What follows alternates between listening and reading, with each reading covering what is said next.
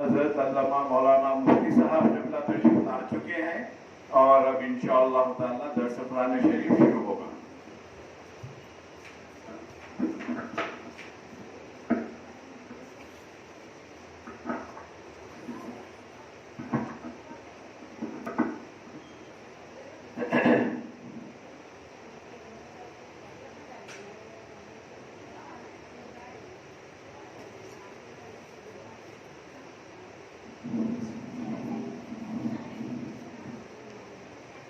بسم اللہ الرحمن الرحیم.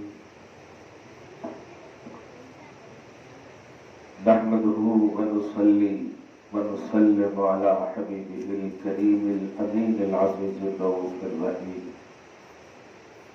وعلى آله وأصحابه الأفضلين الأكرمين أجمعين. أما بعد فأعوذ بالله من الشيطان الرجيم. بسم الله الرحمن الرحيم. فمن تولى بعد ذلك فأولئك هم الفاسقون. صدق اللہ العظیم. حصول برکت کے لیے دھیرے دھیرے درود شریف پڑھ لیجیے. اللہم صل علی سیدنا و شفیعنا و حبیبنا و مولانا محمد ماجد الجود والکرم و آلہ الکرام و ابنہ الکریم و آلہ و اصحابہ مبارک وسلم صلی اللہ تعالی علیہ وسلم. مغفرت کا اشرا ہم سب پر سایہ فگن ہے. اللہ سبحانہ تعالی اپنے فضل سے ہم سب کی مغفرت فرمائے. قرآن پاک بندہ جب سنتا ہے، پڑھتا ہے، دیکھتا ہے تو در حقیقت خدا سے ہم کلام ہوتا ہے، خدا کی بات سنتا ہے، خدا کی بات دیکھتا ہے. دنیا کے کسی صاحب اقتدار اور دنیاوی جاہ و جلال پوزیشن رکھنے والے کے سامنے جب ہم کھڑے ہوتے ہیں یا بیٹھتے ہیں اور وہ سامنے والا صاحب اقتدار جب بات کرتا ہے تو بیچ میں نہ تو ہم بولتے ہیں نہ ہی ہم بے رخ ہوتے ہیں، بلکہ صاحب اقتدار کا لحاظ کرتے ہوئے پورے ڈائریکشن کے ساتھ اس کی بات سنتے ہیں اور بات کرتے ہیں. آپ سوچیں جب بندہ مومن مرد اور عورت قرآن پاک پڑھتا ہے تو در حقیقت حضرت علی فرماتے ہیں کہ وہ اللہ سے بات کرتا ہے یا کرتی ہے.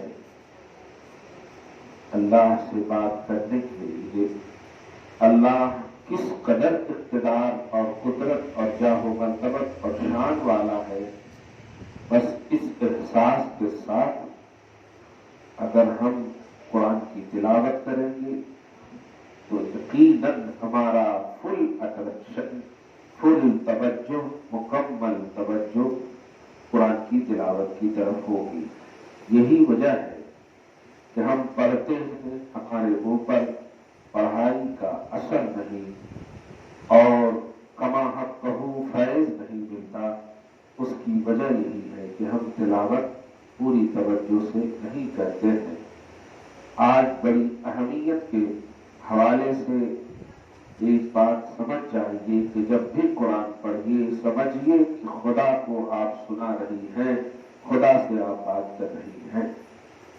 اللہ آپ کو سب کو قرآن کی تلاوت سے محبت نصیب فرمائے. سورہ آل عمران کی آیت نمبر 12 میں اللہ فرماتا ہے فَمَن تَوَلَّىٰ بَعْدَ ذَلِكَ فَأُولَٰئِكَ هُمُ الْفَاسِقُونَ. جو کوئی نبی آخر الزمان محمد عربی صلی اللہ علیہ وسلم کو ماننے اور بلیو کرنے کے لیے ایکٹو نہیں رہے گا، مکر جائے گا اقرار کے باوجود، تو فَأُولَٰئِكَ هُمُ الْفَاسِقُونَ. وہ بے دین ہے، وہ محض ایک مخلوق ہے، دین سے اس کا کوئی تعلق نہیں. افغیر دین اللہ यबगून वलहु अस्लम मन फिस समावाति वल अर्द तौअन व करहन व इलैहि युरजऊन। तो क्या अल्लाह के दीन के अलावा की लोग ख्वाहिश रखते हैं? वलहु अस्लम, जबकि अल्लाह ही के लिए आसमानों और जमीनों में सारी मखलूक खुशी हो या नापसंदगी के एतबार से हो, सब झुकी हुई है। वइलैहि युरजऊन, और सबको उसी की तरफ लौटना है। इस आयत करीमा में अल्लाह की माबूद बरहक और मुकम्मल माबूद होने का इजहार है कि अल्लाह के सिवा कोई माबूद नहीं है। अफसोसनाक बात है, आज पूरे मुल्क का, खुसूसन अपने इंडिया और भारत का जो हाल देख रहा हूं, अजान डिबेट चल रहा है। ये बदकिस्मती है, मुल्क की महंगाई सीमा चरम पहुंची हुई है, इंतहा को पहुंची हुई है, लेकिन बात उस पर नहीं हो रही है, बेवजह की बात पर बात हो रही है। अजान के हवाले से अभी थोड़ी देर पहले किसी ने गुजारिश भी किया, मैं आपको वाज़ेह कर दूं, अजान के हवाले से एक मिस गाइडिंग हुई है गैर मुस्लिमों की कि वो ये सोचते हैं कि अजान में काफिरों के माबूद को बुरा भला कहा जा रहा है। और एक नई बात अभी ये मालूम हुई कि अशहदु अन्ना मुहम्मद रसूलुल्लाह, इसके हवाले से भी उन्होंने गलत तर्जमानी की है। कोई बीजेपी के लीडर थे। मैं आपको अजान का एग्जैक्ट तर्जमा आपको बताऊं ताकि इस किस्म की अगर कोई शरारत आप तक पहुंचे तो आप उसका डिफेंस और दिफा कर सकें अपने मजहब का, अपने अजान का। अजान है अल्लाहु अकबर, अल्लाहु अकबर, अल्लाह सबसे बड़ा है, अल्लाह सबसे बड़ा है। अशहदु अल्ला इलाहा इल्लल्लाह, मैं गवाही देता हूं, ध्यान दीजिएगा, अशहदु का माना है मैं गवाही देता हूं इस बात की कि अल्लाह के सिवा कोई माबूद नहीं। अब इसमें एक लफ्ज है, क्या किसी भी माबूद को बुरा भला कहा गया? नहीं, अपने अल्लाह के माबूद होने का इजहार किया। अल्लाह के सिवा मेरे नजदीक इबादत के लायक नहीं। मैं पत्थर को नहीं पूजूंगा, क्यों? इसलिए कि वो बेहिस बेजान है। मैं बुत की पूजा नहीं करूंगा, क्यों? मखलूक है। खालिक ही माबूद हो सकता है, खालिक ही इबादत के लायक हो सकता है। जो किसी का मोहताज ना हो वही इबादत के लायक है। अशहदु अल्ला इलाहा इल्लल्लाह का माना ये है, इसलिए कि अगर इस सेंटेंस में, इस जुमले में बुरे मतलब बातिल माबूदों की बुराई अगर है या बुरा भला है, तो फिर अल्लाह पाक सराहतन सूरतुल अनआम में ये फरमाता ही नहीं कि इल्म को, ए ईमान वालों, गैरुल्लाह के पुजारियों को बुरा भला न कहो। जब कुरान पाक में इस बात की सराहत है, ला तसुब्बुल लदीन यदऊन मिन दूनिल्लाह, अल्लाह के अलावा जो पुजारी हैं, पूजते हैं जिसको, गैरुल्लाह के पुजारियों को बुरा भला न कहो। जिसका साफ मतलब यह हुआ, किसी भी धर्म के, किसी भी मजहब को, किसी भी मजहब के पुजारी या पूजे जाने वाली चीजों को इस्लाम में बुरा भला कहने की इजाजत नहीं है। तो अशहदु अल्ला इलाहा इल्लल्लाह का ये माना कैसे निकाल लिया कि तुम जो अजान देते हो ये हमारे माबूद और माबूद को गाली देने के बराबर है? हरगिज़ ऐसा नहीं। हाँ, मैं अपने माबूद के माबूद बरहक होने का ऐलान करता हूँ। अब इससे तुम निगेटिव मफहूम निकाल लो तो ये तुम्हारी सोच हो सकती है। उसको यूं समझिए कि मैं अगर कहूं कि मेरे वालिद बहुत अच्छे, बल्कि सबसे अच्छे हैं, तो बिल्कुल है। इसका ये मतलब नहीं कि आपके वालिद अच्छे हैं या नहीं है, इसका कोई मतलब नहीं। मफहूम मुखालिफ का तसव्वुर नहीं आना चाहिए। खैर, तो अशहदु अल्ला इलाहा ये फॉर एग्जाम्पल है, वरना अल्लाह इस तशबीह से पाक है। अब मैं गवाही देता हूं या देती हूं कि अल्लाह के सिवा कोई माबूद नहीं। ये मैं कौन कह रहा है? मोमिन कह रहा। और मोमिन का मतलब ही यही होता है कि अल्लाह को बिलीव करना। اب اس پر کلیم کرنا در حقیقت اس کو مومن سے نکالنا ہے، اس پر اعتراض کرنا بیوقوفی ہے۔ جیسے کوئی ہنومان کیا نام ہے ہنومان چالیسا پڑھے تو وہ اس کو بلیو کرتا ہے، میں کیوں ان کے خلاف بولوں؟ کوئی رام کو پوجے، کس کو پوجنا ہے پوجے، ان کا دین ان کے ساتھ ہے، میرا دین میرے ساتھ ہے، لیکن وہ پوچھ کر ہم پر تھوپنے کی بات ہو یا میں پوچھ کر ان پر تھوپنے کی بات ہو، یہ اسلام میں یا کسی دھرم میں اس کی اجازت نہیں۔ اگر اذان میں یہ ہوتا کہ میری بات سننے والوں سنو، اللہ کو صرف مانو اور جس کو مان رہے ہو وہ غلط ہے، تو ایک بات تھی، لیکن اس میں یہ مانا ہی نہیں، بلکہ ایک مؤذن کہتا ہے کہ میں گواہی دیتا ہوں کیونکہ میں مومن ہوں، کلیئر بات ہو گئی، میں گواہی دیتا ہوں کہ میرا اللہ ہی معبود ہے۔ ظاہر ہے جب اس اللہ کو مانا ہے اس مؤذن نے، ہر مومن نے اللہ کو مانا ہے تو اللہ کو بلیو کرے گا، اللہ کی عبادت کرے گا۔ غیر اللہ کی عبادت کرے گا تو پھر وہ اشہدو کہے کو بولے گا، وہ کہ میں اللہ کے سوا کوئی معبود نہیں، غیر اللہ کا پجاری اشہدو نہیں بول سکتا۔ خیر، اس میں غیر اللہ یعنی غیر مسلموں کے کسی بھی دھرم کی مذمت نہیں ہے۔ اذان میں یہ بڑا اہم جملہ ہے، اذان میں غیر مسلموں کے دھرم کی مذمت نہیں ہے، اس کے ایگزیکٹ ترجمہ پر دھیان دیں۔ اب اس میں دیکھیے وہ پرسن بول رہے ہیں کہ اشہد ان محمد رسول اللہ، اس میں بھی حضرت عیسیٰ علیہ السلام یعنی عیسائیوں، کرسچنوں، یہودیوں، ان سب کے نبیوں کا اپمان ہے۔ کیسے؟ اس میں مانا ہے میں گواہی دیتا ہوں کہ بے شک محمد اللہ کے رسول ہیں، اشہد ان محمد رسول اللہ، میں گواہی دیتا ہوں کہ بے شک محمد اللہ کے رسول ہیں۔ اب ذرا یہاں پر بتائیں، اس میں کیا حضرت عیسیٰ کی توہین ہو رہی ہے؟ معاذ اللہ، حضرت موسیٰ کی توہین ہو رہی ہے؟ حضرت آدم سے لے کر عیسیٰ تک کسی نبی کی توہین ہو رہی ہے؟ نہیں۔ ارے یہ توہین کیسے ہو سکتی جبکہ یہ جو میں امتی مطلب امتی بن کر کے بول رہا ہوں اشہد ان محمد رسول اللہ، وہ نبی ہے جو بولے ہیں اشہد ان محمد رسول اللہ، ان کی توہین کیسے ہوگی؟ بلکہ ان کی بہترین تائید ہے اس میں کہ جو آدم نے کہا کہ میں گواہی دیتا ہوں کہ محمد اللہ کے رسول ہیں، عیسیٰ علیہ السلام تک، چنانچہ سورہ آل عمران کے آیت نمبر 81 میں اس کی صراحت کر دی ہے میں نے کہ سارے نبیوں کو کہا اللہ پاک نے لَتُؤْمِنُنَّ بِهِ کہ تم ضرور ان پر ایمان لانا، اور ضرور ایمان لانے کا مطلب یہی تو ہے کہ میں گواہی دیتا ہوں کہ محمد اللہ کے رسول ہیں۔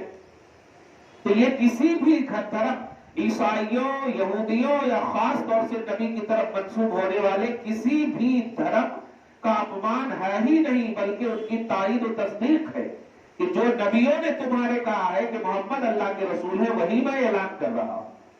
یہ تو پورے اٹریکشن سے سننا چاہیے اذان کے اس جملے کو۔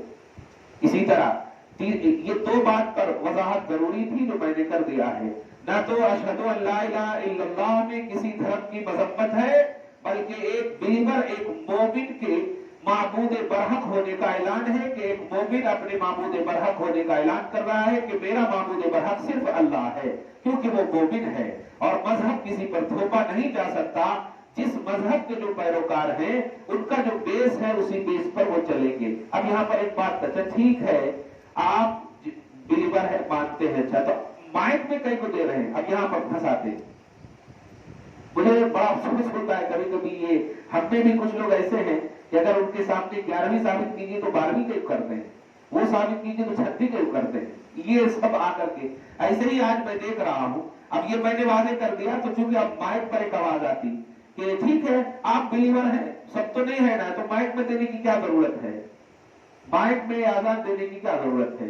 تو اگر یہ سوال ہم پر ہو رہا ہے تو یہی سوال تمام مندروں کے ان مائکوں پر بھی ہونا چاہیے جو وہ لوگ بھی کرتے ہیں نا۔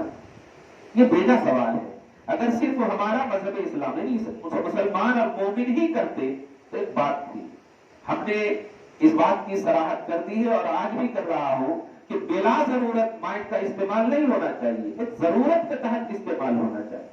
اسی لیے تو اگر لائٹ نہیں رہتی ہے تو ہم نماز نہیں چھوڑتے مائک کی وجہ سے۔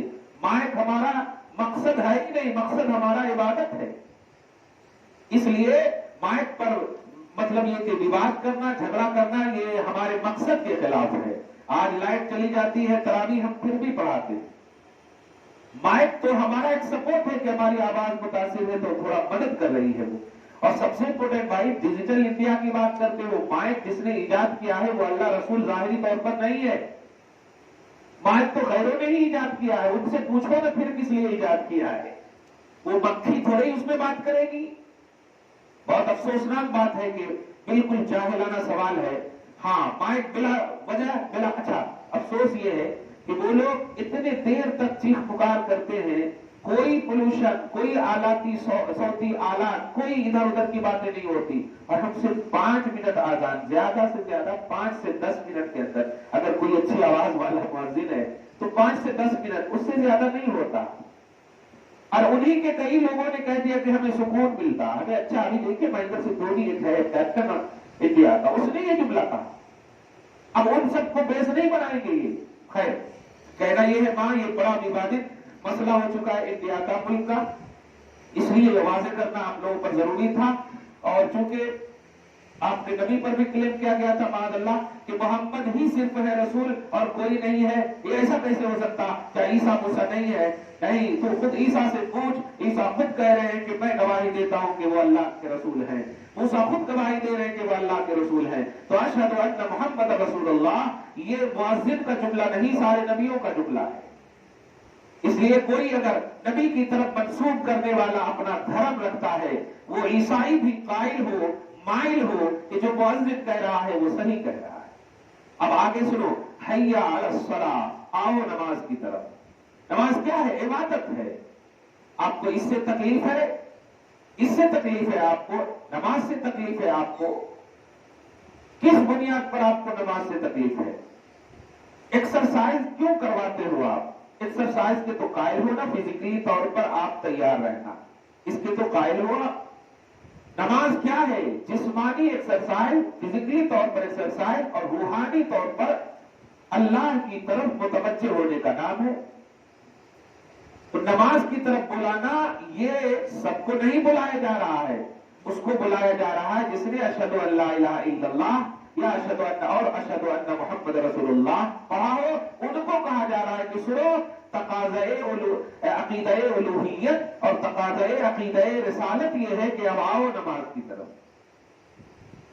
اب آؤ نماز کی طرف۔ اسی طرح اب جب تم نے اللہ کو مان لیا، رسول کو مان لیا اور نماز کی طرف بھی آ گئے، تو سنو، اب تمہیں پیغام دیا جا رہا ہے حی علی الفلاح، اس سے اصل تکلیف ہے، آؤ کامیابی کی طرف۔ تو اذان کے جو الفاظ ہیں، کچھ زرخرید مولویوں نے ان لوگوں کو سمجھا دیا ہوگا کہ ارے اس میں تو بہت کچھ ہے، اللہ کا پرچار ہے، رسول اللہ کا پرچار ہے، اور اس میں تو کامیابی اور نماز ہے، تو سب تو انہی کے پاس چلا گیا، تمہارے پاس کیا رہا؟ اس طرح سے مس گائیڈ کیا ہوگا، استغفر اللہ۔ آؤ کامیابی کی طرف، آؤ کامیابی کی طرف۔ غرضے کے اذان پر ڈبیٹ کرنا، بحث کرنا، یہ تو وقت بے وقت کی شہنائی ہے ہی، کیونکہ مہنگائی دیکھیں آپ کس قدر اونچائی اور کس قدر لمبی ہو چکی ہے، بڑھ چکی ہے، مگر اس پر بحث نہیں کریں گے، یہ بے وقت کی شہنائی۔ اور دوسری بات، اذان صدیوں سے چل رہی ہے اور چلتی رہے گی۔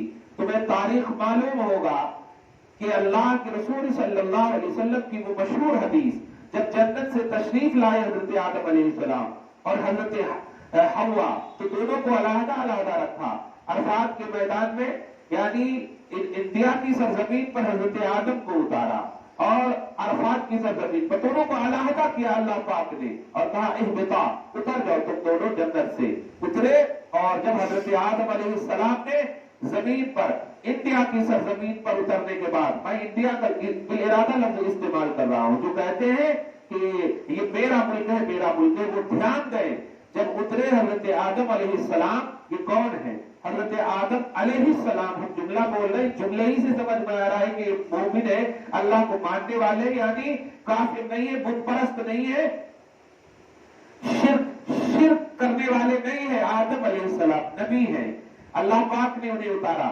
اور جب اتارا تو ظاہر ہے اکیلے ہیں، اور اکیلے میں یہ تاریخ، یہ خوفناکیاں ظاہری طور پر بشری تقاضے کی بنیاد پر ان کو طاری ہوا، یہ خوف طاری ہوا۔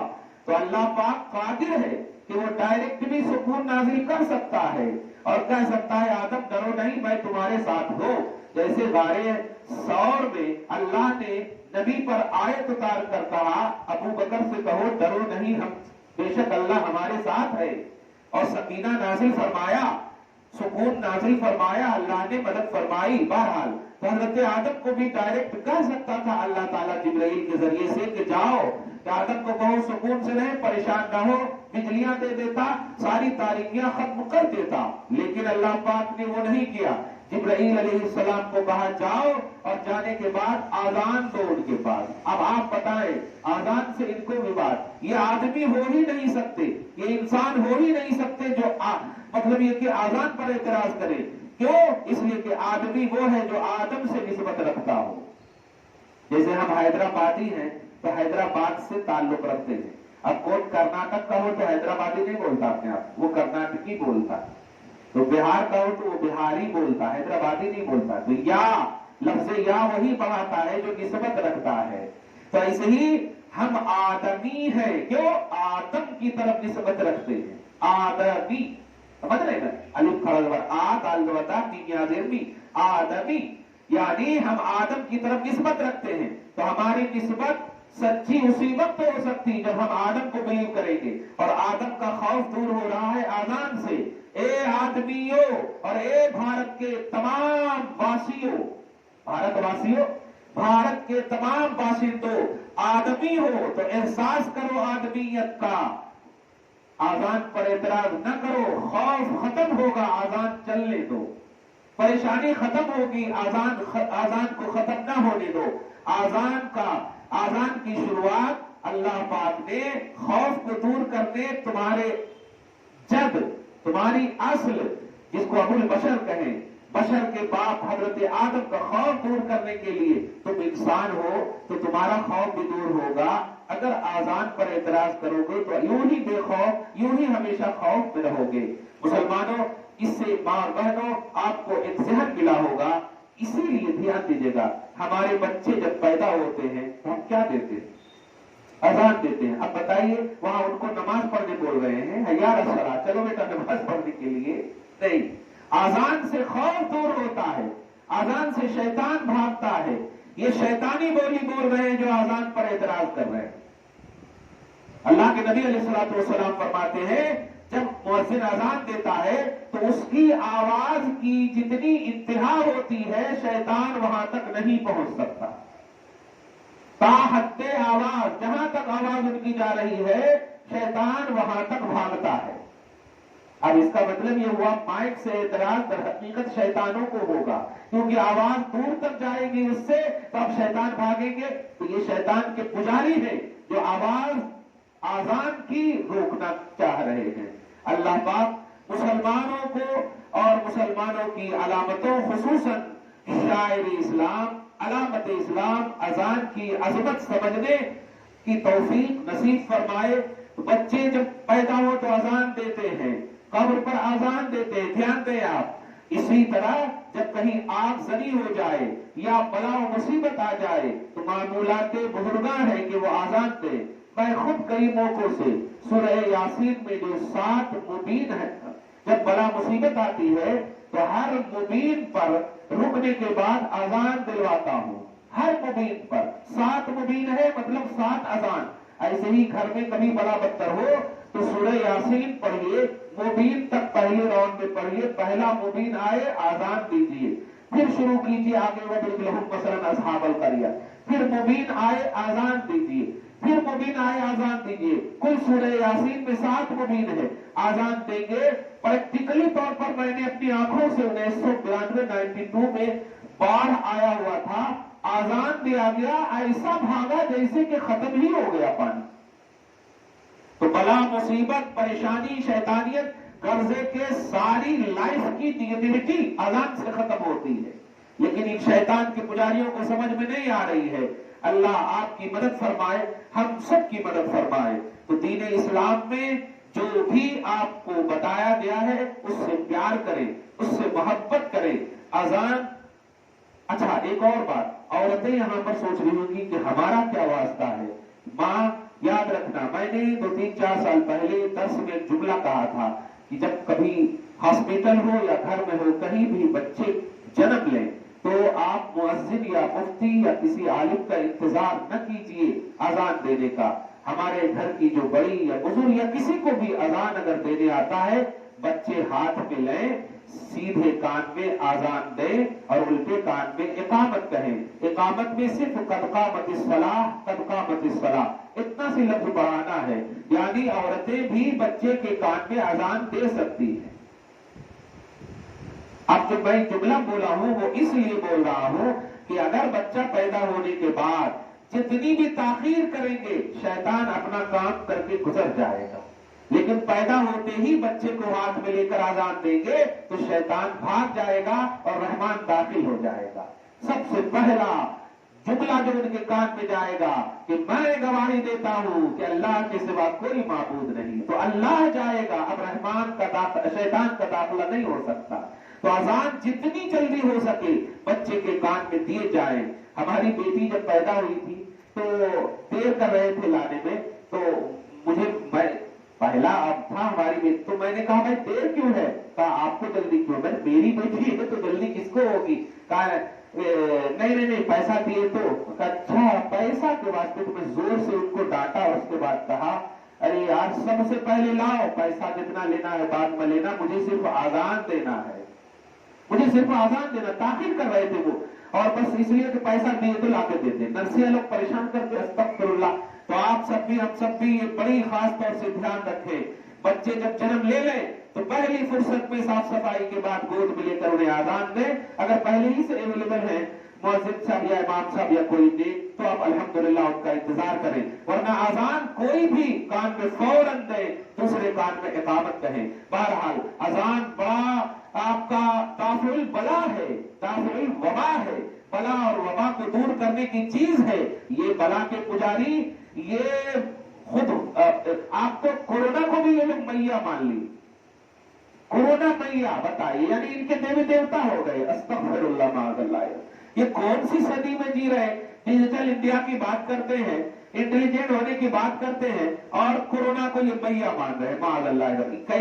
یہ کیسی اندھوکتی ہے؟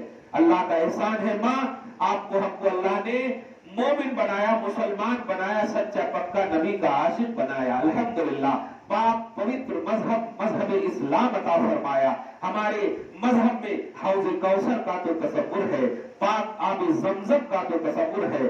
الحمدللہ نہ گائے اور نہ گائے کے لوازمات کا تصور ہے. ہم حلال چیز کھاتے ہیں، حلال چیز پیتے ہیں اور حلال چیز ہی کا عقیدہ رکھتے ہیں. حرام چیز سے نہ ہمارا واسطہ تھا، نہ ہے اور نہ انشاءاللہ کبھی رہے گا.